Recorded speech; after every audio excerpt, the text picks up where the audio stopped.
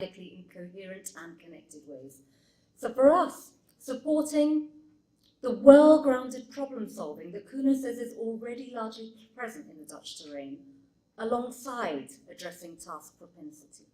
Now, if task propensity on its own is hard enough to deal with, we've got a larger problem, because we're trying to address the sense-making alongside dealing with task propensity as well. So what I'm going to go on to is we've been thinking about this kind of work for a while now in the project that we work in. We work in a project at WIPS.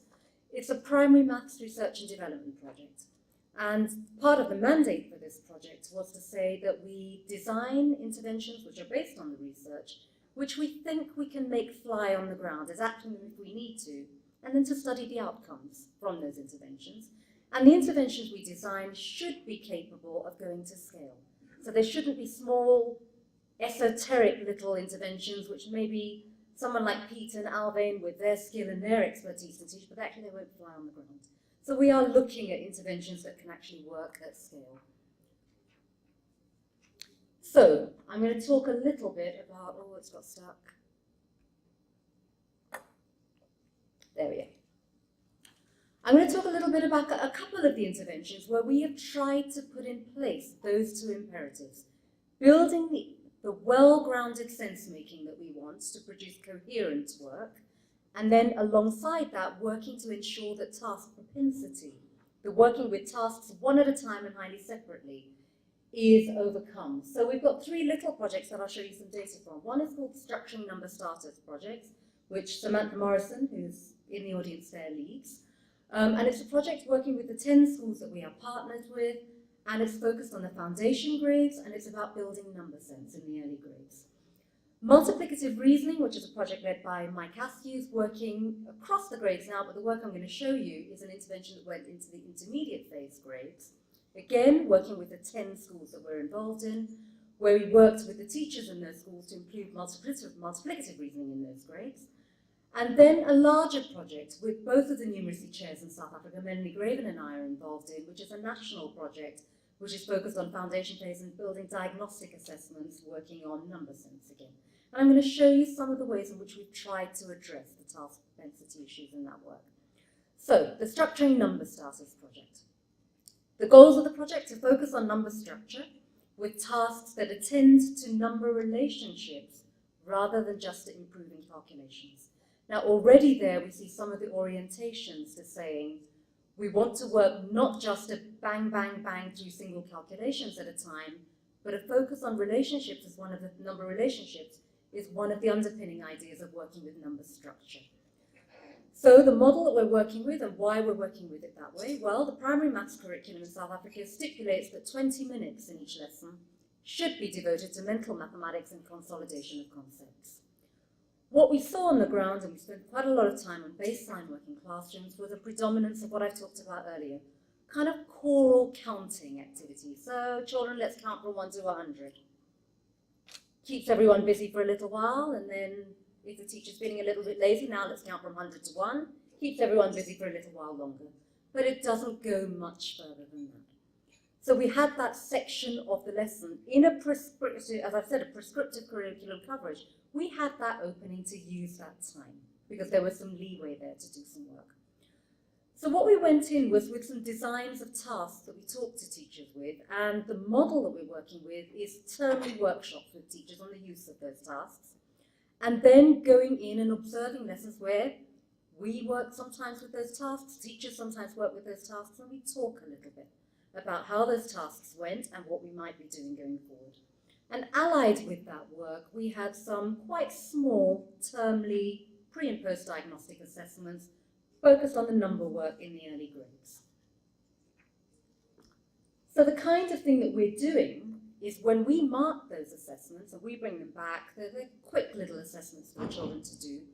One of the things that we do in our marking is we look at things that the children appear to do reasonably well. And in grade 2 at the start of this year, this was one of the items that was quite well answered. We saw children could say when we asked them 10 and 7, a lot of the children were able to say that the answer to that was 17. Now a task propensity orientation would say, okay, that one's done, let's move on to the next one.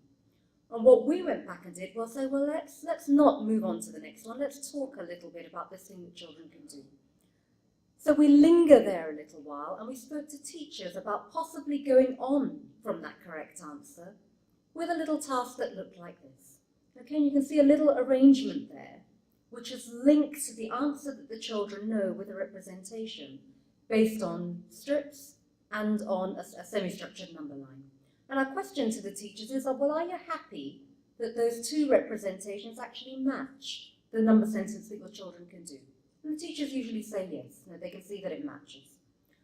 Well then, our next bit of talking is, well, if those representations do match that question, what can we say about 7 and 10? Is that a new question for us to answer, or is it a related question? And the teachers with that representation are saying, oh, I can see from that representation, 7 and 10 also equals 17. We are quite carefully varying the wording. What is 10 more than 7? Quite intentionally putting variations of the same question in place. So what is 10 more than 7? What is 7 less than 17? And in symbolic versions as well. 10 and 7 equals what? 7 plus what equals 17? What plus 10 equals 17? Now, in the task propensity orientation, all of those following examples are new examples. If we're working against task propensity, what we are saying is all of those are related examples to the one that we've already seen. So our advice to the teachers and our ways of working with teachers is to linger a little bit with the correct answers. Don't just move on and say, well, tick, we've got this one right, good, move on to the next thing. Linger a little with correct answers rather than moving on. And then in that process, what we can do is derive a lot of results which are linked to things that the children already know and can do. And it's about seeing in that process an invariant structural relationship that links a whole set of individual examples together. With the language issues on the ground, we quite intentionally work with symbolic variations and word-based variations as well. And those are some of the kinds of variations that we're thinking about and working with. Well, what are the results of this project? We've been working for 8 years in the schools now, and one of the things that we did right at the beginning of the project in 2011 was we did some learner assessments. And we repeated them again. We did them at the beginning of grade 2, and we repeated them again in 2014, having worked in the schools, and we've done some more at the beginning of this year. So we're using a framework which comes out of early work by NSTF and Paul Cobb, and then taken up by Bob Wright in Australia, where they look at early counting. Thank you. And early counting, this is a little framework which says how early counting develops. So you've got emergent count is when children can't yet quite count their numbers. Okay, or they can't quite do one-to-one correspondence, so the count goes wrong in some ways. Perceptual count is being able to count physical objects. Figurative count is when we can start to count unseen objects, but usually children have to, if we give them a question like 4 and 3, they actually have to, even if you hide the 4 and you tell them there are 4 underneath here and 3 underneath there, the children will say, well, that's 1, 2, 3, 4, 1, 2, 3. When I put them together, I get 1, 2, 3, 4, 5, 6, 7. It's called a triple count.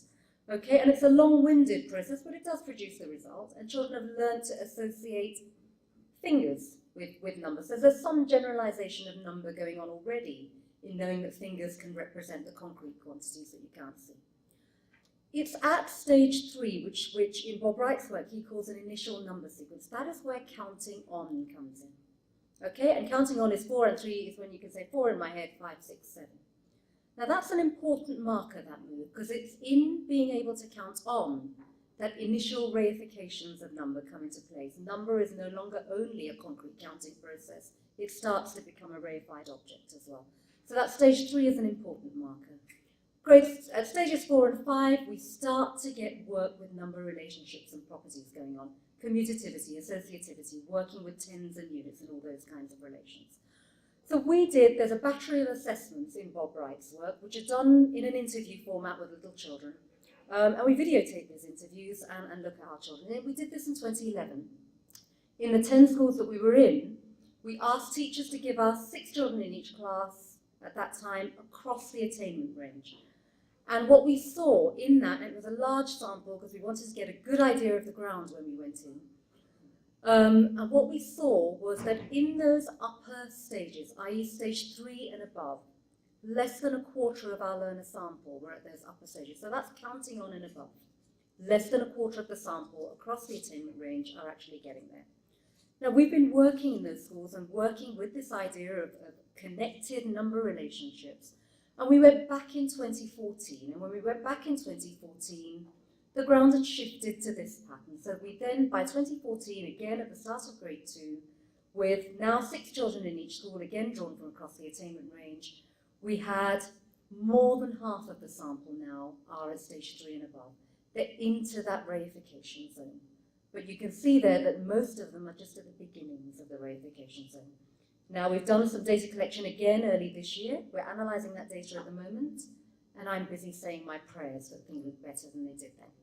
But we're hopeful that things have got a little better from there. So some nice results, and we think that is our approach in that project to trying to work with the sense-making issue and the task propensity issue. So I'm going to go on to the next little project now, the Multiplicative Reasoning project. And multiplicative reasoning, the way we're working here is with a focus on word problems. So it builds on a kind of RME base, which is, problems that are realistic in a sense, chosen with the language not too complicated and the situations that we think that the children will understand.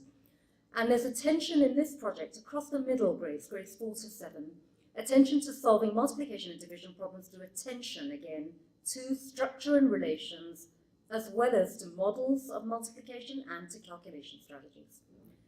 The work for us is underpinned by a hybrid theoretical base. So we are working with RME in terms of starting with experientially real situations, but we're also working with RME work on key models and the role of models within mathematizing. Underneath, we've also got in the design of the problems, they're designed by Mike Askew, was variation theory and thinking quite carefully about the variation between examples in order to get children to start thinking through analogical reasoning about what's similar across these examples and what's different. And once again, that question is geared towards seeing what the structural similarities between problems are and what's common underpinning multiplicative problems. So we've got lesson plans and materials. They are available online if you'd like to look at them. And we share and discuss those with teachers. The intervention model is that we begin with a pretest. The pretest is then taken away, we mark the pretest. We've then got 4 intervention lessons, which are taught once a week across 4 weeks by the teachers, following a workshop, a pre-lesson workshop with one of our team members. And then a post-test after these 4 lessons. So there's about a 6-week gap between the pre and the post-test. And we're working in the Vets Maths Connect primary project with grades 4 to 7. What we purposely did when we tried this last year was we did a 2-stage implementation. We had cycle 1 involving 6 schools with data from the other 4 schools, which then functions as a control. In terms of the lesson principles guiding what we did, well, Mike talks about 3 key parts to the lesson. The first part is about ensuring that learners and helping learners to be fluent in rapid recall of multiplication and division facts. And there are some activities which are focused on that. So we've got activities like thinking about multiplication triples, offering a triple, and encouraging learners to think about that triple and to connect multiplication and division facts. So for example, if I know that 6 multiplied by 4 is 24, which might be an answer we get from a learner, again, linger with that knowledge rather than moving on to the next thing and say, well, what else can we say knowing that? And produce those alternatives and some derived facts. That's the first part of the lesson. It took about 10 minutes to do that part. In the middle part of the lesson, it's about the focus is on learners being able to identify different problem types and having the language, developing the language to describe these. And there, with quite carefully varied and sequenced problems, seeing problems as examples of particular types means not treating each example as from scratch. So emphatically, again, trying to overcome the task propensity where one problem is done, ticked off and moved on. And there's encouragement for teachers to actually say, we solve one, we talk about it, we solve one, we talk about it, and we start talking immediately about what's similar and what's different across this set, and spending some time doing that. The kind of problems we focused on were equal groups of objects, equal size measures, and array problems, and this is in the middle grades. And then there's some learners' work, where learners to work with key representations. having talked about those in that whole class guided section, and the key models that we focused on were t-tables and arrays. So it wasn't a wide open, I'll accept whatever you're giving me. We did accept whatever was given, but the teaching is quite emphatically guided. Okay, it is about pulling out and thinking about the phrase that Kuno used this morning was the dot on the horizon. There is definitely a direction going on here, and that is being pulled out from the learner responses, and learners are being encouraged to use models which help focus attention on the structural underpinning. The outcomes of that study, as I said, we worked in grades 4 to 7. And here are some of the outcomes from the analysis which Mike did last year at the end of the intervention. And what you can see at the top is in grade 5, there was a nice effect size in grade 5. Okay, 0.46 effects as the effect size. And these are, by the way, Mike, I always get this wrong. The facilities were, it's the facility per item. I think those are the figures here. The mean facility per item, that's what we were looking at here. So the mean facility per item did go up, and the effect size is quite strong. That 0.46 is a nice effect size if we look at kind of Hattie's work. Grade 6 as well, again, a decent effect size in comparison to the control. In grade 7, we didn't have a tidy control because tests were not done at quite the same time. But the intervention group, again, some very nice effect sizes.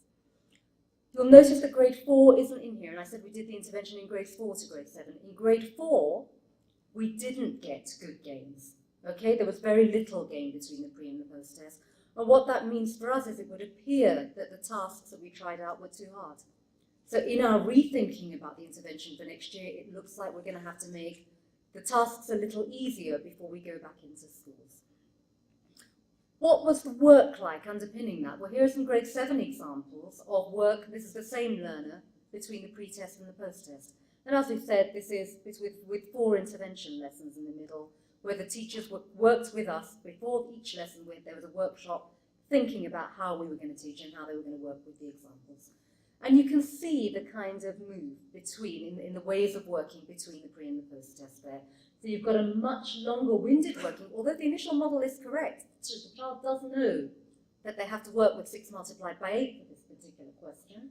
And I think it was, I don't know, 8 bottles in a crate, how many bottles in 6 crates, something like that. But we can see that the method of working is much more long-winded and it gets shorter. Gets much more truncated with an immediate result. And then with children still learning to get to grips with this, there were some more faltering moves as well. So this is another grade 7 child. And you can see the kind of unit counting that I showed you earlier on in the pre-test for a question which is about 11 tiles in a row, how many tiles in 12 rows. We can see the kind of working that the child did in the pre-test, a unit counting model with the correct answer produced. By the time the post-test comes along, we've got a more truncated way of working. We've got a more efficient model, but unfortunately there, the calculation hasn't quite caught up. But there are still some interesting moves forward, and that's what children are like. They're going to be at different places and they're going to move along. But we're perfectly happy with the moves forward. And actually, if we get moves forward, it's way, way below grade 7 work, certainly way, way below where grade 7 CAPS is. But we think if we can see moves forward in learning, then we're doing something useful on the ground. So the last little project I'm going to talk about is the Foundation Phase Diagnostic Assessment Project.